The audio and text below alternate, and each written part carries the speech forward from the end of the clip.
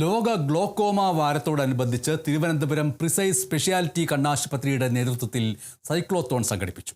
തിരുവനന്തപുരം ജില്ലാ കളക്ടർ അനുകുമാരി ഉദ്ഘാടനം ചെയ്തു.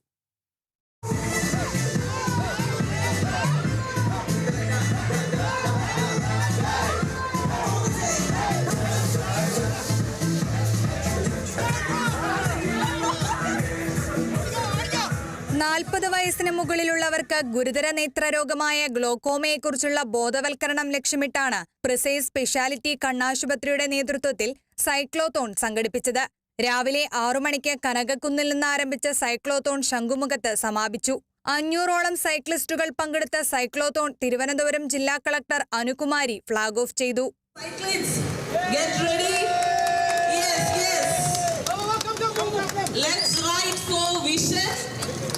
To protect our eyes.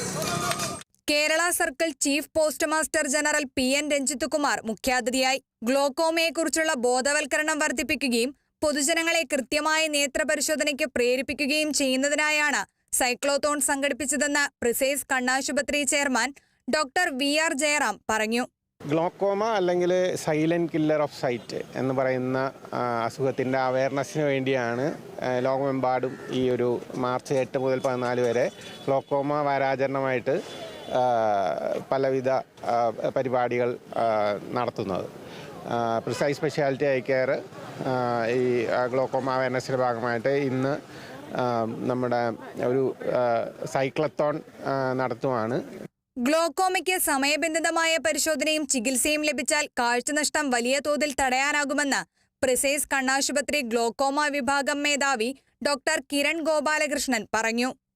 ഈ രോഗത്തിന് ആധുനികമായ ചികിത്സാ സംവിധാനങ്ങളുണ്ട്. വളരെ നേരത്തെ രോഗം നിർണ്ണയിക്കാനുള്ള ഡയഗ്നോസ്റ്റിക് ടെസ്റ്റുകളുണ്ട്. പക്ഷേ ഇതെല്ലാം ഫലിക്കണമെങ്കിൽ രോഗം നേരത്തെ കണ്ടെത്തണം. ഈ രോഗം നേരത്തെ കണ്ടെത്താൻ ഏറ്റവും പ്രധാനം ഈ രോഗത്തിനെക്കുറിച്ചുള്ള അവയർനെസ് ആണ്.